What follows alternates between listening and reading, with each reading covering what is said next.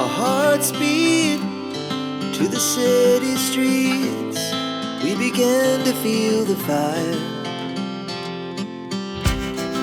We rise like tall buildings as the chemical.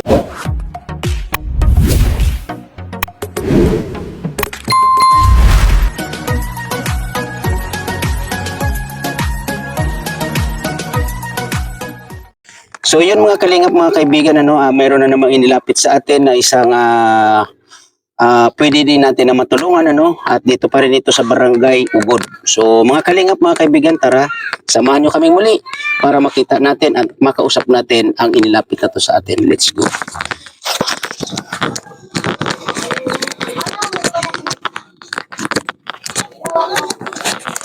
Saan ba yun? Saan ba? Saan? Hello po. Saan ba siya? Ito? Aray ko. Ate, anong pangalan na nakatira dito?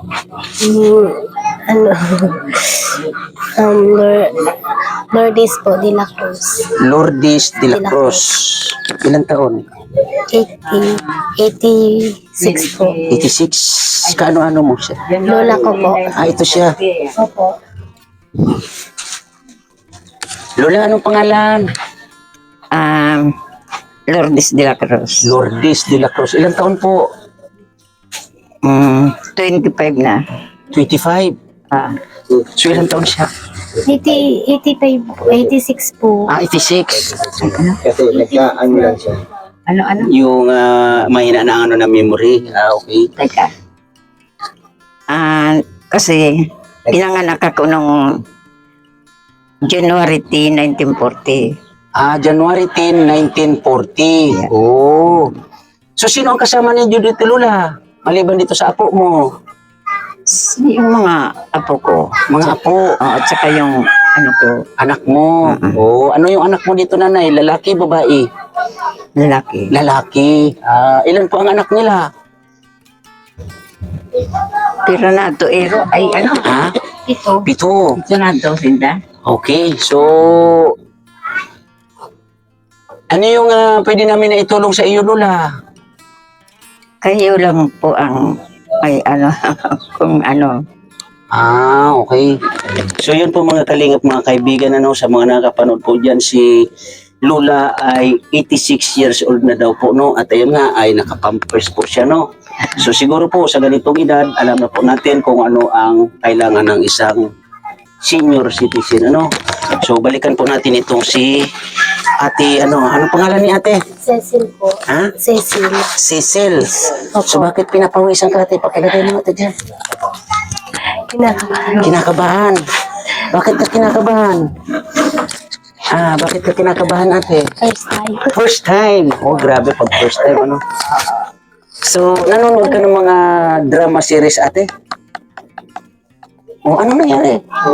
Nahulog yung mic. Lapin mo na yung mic. Oh, ayan. Ayan. Tingnan ko nga, baka namatay yung mic. Ayan, buhay. O, sige, ipit mo sa damit, ha? Ayan. Nanonood ka ba ng mga pelikula sa TV o sa cellphone? Opo. Mga anong pelikula ang napapanood mo? May ano po, Kalingap. Kalingap. Uy, Kalingap. Aba, kilala ang Kalingap dito, Sinong Kalingap ang napapanood mo? Si Karab. Si Kalingap Rab. Oh, grabe naman. So, ito, kasi nasasabi mo na napapanood mo si Kalingap Rab. So, ngayon, ano ang gusto mong iparating sa kanya? Gusto ko pong makatapos ng pag-aaral. Oo, gusto mo makatapos ng pag-aaral. Sa mga napapanood mo ka mo ng mga vlogs ni Kalingap Rab, sinong mga pangalan ang naalala mo? Si Carlo po, tapos si Nancy. Beyonce, tsaka si Carla. Aba, grabe naman. So, ibig sabihin, dito si Kalingap Rab ay kilala dito sa lugar ninyo. Opo. Maraming mga nakakapanood. Opo. Oo, sana all. Kalingap Rab, baka naman. Ito ay nangangarap. Ano bang pangarap mo? Anong gusto mong marating? Ni ano po, ni makakatulong, para po makatulong sa magulang. So, ano ang pangarap mo at ano ang gusto mong marating sa iyong pag-aaral? May ano po, doktor. Doktor! Aba, sana all maging doktor. Opo. So, ano ang trabaho ni Papa mo? Yung pangingisda po. Pangingisda. So, sa palagay mo, mga magkano ang kinikita ni Papa mo sa pangingisda? Minsan po may 150, minsan po may 500. Minsan may 150, minsan may 500. Oo. So, sa pito ninyo na magkakapatid, pangilang ka?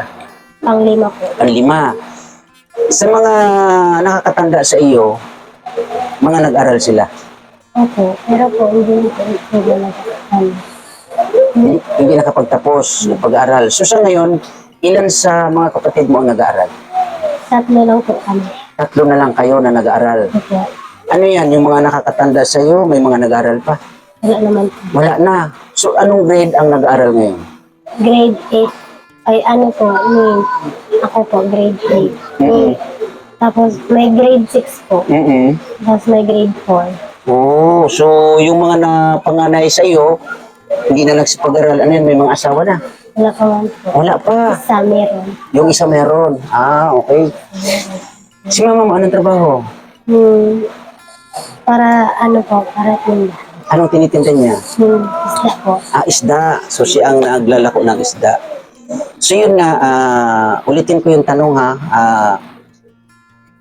Di ba kanina may tanong ako sa iyo na kung nakakapanood ka ng mga pelikula, ganon, like yung, ano ba yun Kuya Fer? Yung sikat na, ano ba yun? Yung kay Fernando po ba yun? Kay Fernando po Jr. Yung ni-revive lang, yung isang sikat na artista ngayon. Probinsyano. Nakakapanood pa ka ba na yung pelikula na Probinsyano? Nanonood ka rin? Minsan po. Minsan, pero nanonood ka. So yung napapanood mo na ano ba yun, Probinsyano, kilala mo yung artista doon kung sino? Si Coco Martin. Si Coco Martin. So, ngayon, ano sa tingin mo? Yung artista doon sa Probinsyano at sa kakaharap mo ay iisa ba? Sa tingin mo? Opo. Ay ba? Di ba, no? Mga kalingap, mga kaibigan, andito na sa harap ni, ano pangalan mo? Cecil po. Ha? Cecil. Cecil. Nandito na sa harap ni Cecil, si Coco Martin. Ano? Kaya, upo kayo ano dyan ha. Yan, ilang taon ka na? Ano po, 14. 14, hindi nagsisinungaling ang bata. 14 years old, bata pa to. Kaya alam na niya yung kanyang mga sagot sa atin. Ano? Kaya, stay lang kayo dyan. So ito, Cecil, kasi ikaw ka mo ay mag-aaral ngayong pasukan bilang isang grade 8. Tama? Opo. Ano yung kailangan mo at ano yung mga importante sa'yo sa pag-aaral mo? Yung notebook po and yung bag. Tapos yung ballpen. Ballpen. Notebook, bag, ballpen. Ano pa? Yung ano po, yung sa ano po, yung polo po. Uniform. Uniform. Medyo nahihirapan po siya magbanggit. Ano? So, uniform, Uniform. notebook, ballpen, at bag. Opo. Sapatos, meron ka na? Wala pa po. Wala pa rin. So, magdasal tayo ha. Opo. Magdasal tayo at nandiyan naman yung ating mga kaibigan, ano? Yung ating mga viewers dyan na medyo talagang as in malalambot ang puso. Mga kalingap, mga kaibigan, sa lahat ng ating mga kaagapay, katuwang din dito natin sa Dunsol, ano? Ito po si Giselle ay nangangailangan ng mga ganong gamit, lalong-lalo na po sa kanyang pag-aaral. So sana naman po ay mabigyan natin ang dalagitang ito. So yun nga, gusto mo mag-isang teacher, no? Doctor. So yun nga ay gusto mo maging isang doctors Opo. o maging isang doktor. Ngayon ba ay may mga ginagawa ka na o may mga inisip ka na about sa pagiging isang doktor? Kasi alam mo, mas maaga mayroon kang matutunan kung ano yung kurso ng isang doktor. So tatanungin kita, Giselle, sa hanap buhay ba ng iyong magulang ay sa tingin mo, sa palagay mo, kayang matustusan ang pag-aaral mo, lalong-lalo na sa pangarap mo na maging isang doktor? Sa totoo, sa iniisip mo, kaya-kaya niya at para maabot mo yung iyong pangarap? Sa tingin mo? Hindi po. Bakit? Kasi po, yung minsan po kasi wala po kasi kaming pamasahe. Oo, grabe no. So, di ba mga kalingap, mga kaibigan, isang dalagita na siguro nakita niya sa kanyang mga kapatid no na hindi nakapag-aral o ayaw na magsipag-aral siguro dahil sa kakapusan nila. So, ngayon nga ay siya nangangarap. So, sana po ay matulungan po natin siya, lalong-lalo na sa mga pangailangan niya sa kanyang pag-aaral. At yun nga po, yung kanyang lula, ay talagang makikita natin ang sitwasyon. So, ayan mo si Cel, ilang minutes? So, ayan mo si Cel, may mga makakapanood naman sa iyong kwento, no? Si Papa mo nasan yun? Nandyan po sa sa pinsan ko. Wala siya dito. Po. Si Mama mo, nasan na yun? Magkasama po sila. Magkasama sila. Nag-date ba sila? Hindi po. Ilan taon na ang bunso ninyo? Nasa 9. 9 years old. So may chance pa. No, may chance pa. May chance pa ko yan, Kasi 9 years old pa lang. Wala kasi, Pinaputol na. Cesarean ka lang. Pinaputol na. So huwag niyo pong isipin kung ano ibig ko sabihin, baka kayo dyan. So pinapasaya lang natin itong bata, Kasi yun nga ay niya, medyo kinakabahan kasi nga ay first time. So ibig sabihin na, Giselle, first time o unang pagkakataon mo na may nakapag-interview sa'yo. Opo. Oh. So dito sa lugar ninyo ay may mga dumaan ba dito na either mga vlogger or naghahanap ng mga kagaya ninyong sitwasyon? Wala po. Wala pa. So ibig sabihin, ang Team Kalingap pa lang ang nandito. Ayun. So tandaan mo ha, ako si Kalingap Tatay Papsi. Kalingap. Oo. At nagtatago sa likod ni Coco Martin. Ha? Okay? Opo. Oo, kasi si Coco Martin may napa-operahan na dito sa Dunsol. Hopefully, si Coco Martin ay mayroon makapagpatapos na mga mag-aaral dito sa Dunsol.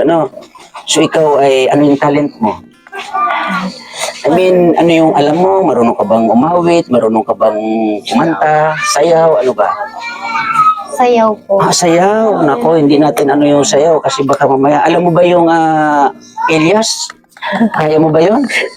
Ano ba yung Elias kaya Sikat yun Alam mo ba yung sayaw na gano'n? Ano po yan? Yung, hindi ko alam yun, mahirap tutunan. So yun nga, pinapasaya natin itong dalagita, kasi yun nga, gusto ko sana makausap si Mama at Papa mo. Baka pwede mahanap mo. Okay lang ba? Opo. Sige, anuin muna natin yung mic. Nay, pwede kang umupo na, Nay, para makakwentuhan tayo. Wala ka bang upuan dito na, Nay? So, yun. Yan. Pero si Nanay, parang hindi halata, mga kalingap, mga kaibigan, Nay. Pakiano natin dito, Kasi gusto ko kayong makakwentuhan, Saan si Daddy? Ay, Daddy, si Mr. mo, Nanay. Nandiyan. Yan ko lang po pinuntaan. Pinuntahan din. Opo. So, ano pong pangalan ni Nanay? Ano po, Joy? Joy. Ilan taon po si Nanay? 42. 42, abay, bata pa. So, ilan po ang anak ninyo? 7 po yan. 7. So, itong anak mo na ito ay, ano pangalan nito? Cecil po. Giselle. Pang ilan po siya? Pang-5. Pang-5. So, ano yung pangarap mo para sa kanya, Nanay? Sana po siya, matapos po siyang pag-eskwela niya. Pag-eskwela, pag-aaral. So, kayo po, Nanay, bilang isang ina ni Giselle, mayroon na po ba kayong idea sa pangarap ng bata? Meron po. Ano yung pangarap niya sa palagay ninyo? Ang gusto niya po, matulungan po kami niya. Okay, so ano nga po ang pangarap niya? Ano yung gusto niyang marating sa kanyang pag-aaral?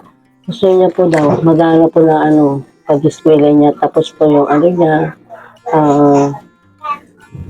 mag-ano po daw siya na Ano yung maging gusto niya?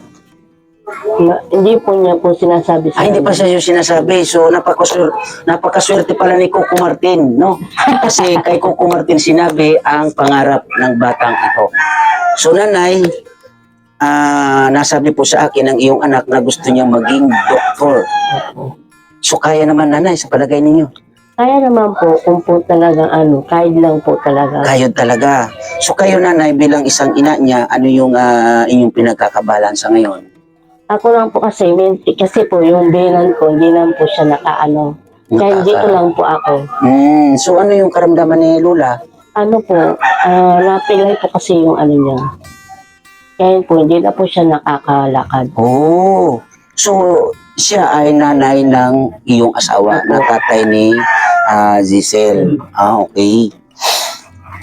Baka wala na akong So yun nga no, bilang isang ano bang tawag niyan dito? Manugang no ni Lola ay alaga niyo po siya. Opo. So kailan pa po siyang alaga ninyo, nanay? Ano pa po siya, October pa po siya na ano. So saan siya dati naka-stay naman, nanay? Siya lang, dito lang po siya. Ngayon po kasi wala kayong pong bahay, nasira yung bahay namin. Kaya pinakatulong po kami dito. Wala kayong bahay. Wala po. Nasaan yung bahay ninyo? Wala na po yung bahay namin. Ano po yung bahay. Pero may lote kayo. May Meron lote. po, nandun. Saan, nanay? Ito po. Tingnan natin. Tumalay natin, baka sakali. No? Ito po, yan ang bahay namin. Dati. Saan? Yan pa din. Ito po yung dating bahay natin. Ito yung dating bahay ninyo. Nasira po dahil wala po kami panggastos. Kaya hindi pa po kami na nakakagawa. Oh, okay. So, ang lote na to, nanay, ay kanino? Ito po, marina po to. Ngayon, hindi mo na po kami pwedeng pinaalis kasi pinababa lang po kami ng may-ari ng lupa doon sa taas. Dito na po talaga kami. So, yung bahay ninyo dito, asan na si asan na yung anak mo? Sel, Pakitawag si Giselle. Giselle ba yun? ang bahay po namin dati noon, makikita mo talaga para po talagang Halika, nene. So, itong lote na to, dito ka ba ipananganak? So, kailan pa kayo nakatira sa lote na to, nanay? ano po, mga 20 years na po kami. 20 years na. So, kailan nag-iba ang bahay dito? Ano po, mga 3 years. Ang mga 3 years, so matagal-tagal na rin. So, yung bahay na yun doon ay kanino? Binan ko lang po yun. Sabihinan mo. Nakita na lang po kami. Oh. So, para sa'yo, Giselle, ito pala yung inyong bahay. Ano yung plano mo dito sa bahay ninyo? Okay. Makapatayo ng bahay. So, yun po mga kalingap, mga kaibigan, sa lahat ng ating mga kaibigan dyan, ayan po yung lote nila Giselle, ay bakante sa ngayon. So, medyo maliit lang naman, So, yun po, nanay. Ano ulit pangalan ni nanay? Joy po. So, yun po, nanay Joy, dasal po tayo na sana may maging katuwang tayo dito sa ninyo, bakante na lote na to, para naman maging maayos, lalong-lalo na itong si Giselle, at yun nga, sa kanyang pag-aaral, Opo. So, yun, Kuya Fer, medyo mainit, Balik tayo doon, nanay, sa inyong pwesto.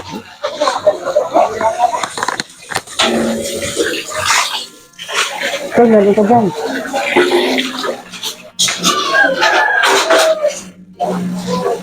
So, balik ka sa upuan mo, Giselle. So, yun nga, Nanay Joy, nakita natin yung sitwasyon ng lote ninyo, na talagang asking malinis. So, ano ang naging pangyayari at ano ang naging naganap? Bakit nasira yung bahay ninyo? Yung pong bagyo po kasi, bagyo po, isoy pa yun eh. Tapos po, natagpian lang po namin. Tapos, nakasino po ulit kami. Tapos yung bagyo na lang po, yung mahina lang po yung bagyo. Kaya lang po, talagang naano po yung bahay namin. So, nung bagyong Christine, meron pa kayo bahay dyan? Wala na po kami. Wala na. Po. Oo. Pero po, ang tubig dito, mahaba po hanggang dito. So, ibig sabihin, ito inaabot ng tubig ba? Opo, Oo. Pero yung high tide, hindi naman naabot. hindi naman. Baka lang, okay. So, yun na, Giselle, napapansin ko sa'yo ay kinakabahan ka. Bakit ka kinakabahan? Bakit sa palagay mo kinakabahan ka? Meron ka bang gustong iparating sa amin? Meron ka bang gustong hilingin sa amin? Walang problema naman kung kaya naman namin. Kayo na lang po bahala kung anong ibigay niyo po sa akin. Grabe naman tayo mga kaibigan. Hindi humihiling ang bata ng gusto niya. Pagpos, depende sa atin. So yun nga, Giselle, mag-isag tayo doon sa gamit mo ngayong pasukan. No? So yun nga, nanay, ay wala pa palang gamit itong batang ito. Bakit, nanay? Wala pa po kami kasi pera.